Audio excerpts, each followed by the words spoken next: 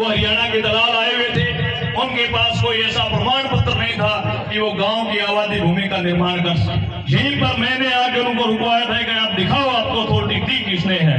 ये भी इन नेताओं की चाल थी कि हम एक प्राइवेट कंपनी को ऐसा सर्वे करवाएंगे ताकि लोगों के मन के अंदर ऐसा भय पैदा हो जाए कि हम तो आबादी भूमि से बाहर हैं और हमें बचाएगी तो सरकार बचाएगी।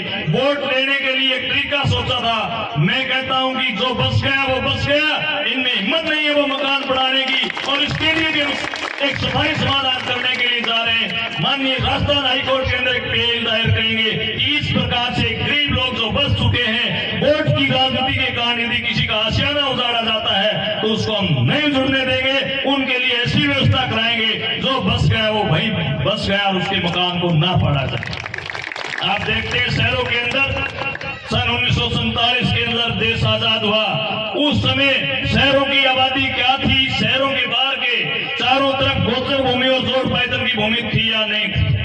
और आजादी के बाद इस गांव के अंदर या मेरे गांव के अंदर इस तहसील के किसी भी गांव की जो आबादी थी, उस आबादी का जो लाल डोरा था वो आज तक परिवर्तित नहीं हुआ, बढ़ा नहीं, जनसंख्या बढ़ी है। क्योंकि गांव में जिस व्यक्ति के पास पैसे हो गए वो पैसे वाला शहर में चल गया, पैसा देते हैं उड़ा तो गोचर भूमि पर जोड़ पायदन पर कब्जो कर नगर पालिका तो सेटिंग कर पट्टे ले लिए, और गांव वाले बेचारे गरीब व्यक्ति कुछ कर नहीं सके। और जिसके पास ज्यादा पैसा भी हो जाता है वो स्वार्थी भी ज्यादा हो जाता है, अपना काम लेकर जाए क्योंकि दूसरा अपना क्यों आवाज नहीं। ये वो असली जनता है जो हमेशा संघर्ष करती है और अपना जो लाल डोरा बढ़ा नहीं। इसलिए इस लाल डोरे को बढ़ाने के लिए भी हम उस हाई कोर्ट के अंदर मांग करेंगे, इस सरकार को मजबूर करेंगे, और ये मनोज नांगली जीत कर जाएगा तो सर्वप्रथम इसी मामले को राजस्थान विधानसभा के अंदर उठाएगा कि किसी भी गरीब व्यक्ति का आप आशियाना ना उजाड़े, और उस गांव की आबादी भूमि को किस प्रकार से आप बढ़ाएं।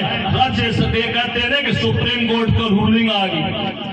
मैं कहता हूं सुप्रीम कोर्ट और हाई कोर्ट के सारे रूल बदलने की जो ताकत है वो सारी की सारी जनता के अंदर है। यदि ऐसे जनप्रतिनिधि चुनकर जाएंगे तो उस कानून को और उस रूल को बदल देंगे। जिस प्रकार से आपकी ताकत से नरेंद्र मोदी भारत के संविधान को बदलने का कार्य कर रहा है, तो आप देखें अच्छे व्यक्ति को चुनेंगे तो उस रूल को ये मनोज नांगली जैसे जो विधायक बन के जाएंगे राजस्थान विधानसभा के अंदर ये बदलवा देंगे।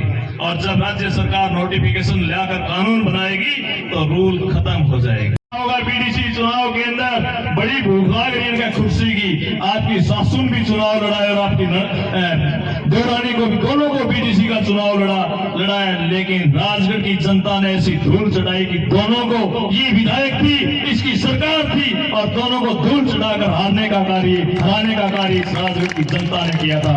इस प्रकार से न्याय अत्याचार थाने तहसील की राजनीति इसने की है, और जिस प्रकार का भ्रष्टाचार किया है उसको सबक सिखाने के लिए आपको अब की बार हाथी वाला बटन दबाना है। कहते हैं सरकार हमारी आओगी, मैं कौन की कुंसा की गुनियाद सरकार अब की बार बहुजन समाज पार्टी बिना बढ़ाई को मनोज नांगली जीत कर जाएगा। मंत्री तो बहुत दूर की है, मैं तो कहता हूं इसको मुख्यमंत्री बना देंगे, आप जिताओ तो सही। इस प्रकार से त्रिशंकु विधानसभा बनकर आएगी कि मनोज नांगली के बगैर राजस्थान की सरकार नहीं बनेगी।